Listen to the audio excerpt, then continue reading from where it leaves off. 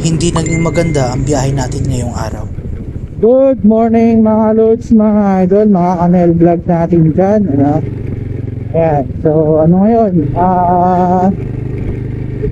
September 3, araw ng Miyerkules 2025. Ayan, samahan nyo ako ngayong araw na naman, panibagong rides na naman natin.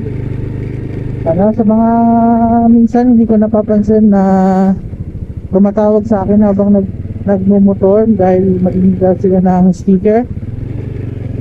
Pasensya na kayo kung minsan hindi ko kayo napapansin kasi nga syempre naka helmet. Minsan naririnig ko, minsan naman hindi.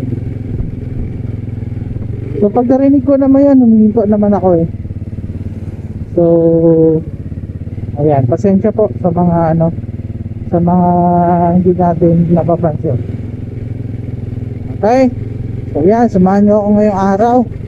Ride safe sa atin mga lods. Medyo maganda yung yung panahon ngayon. Ano lang, hindi rin siya mainit, hindi rin siya maulan. Medyo makulimlim nga, pero goods na yan. At least presko yung natin, yung biyahe natin. Okay, dito na lang tayo dadaan.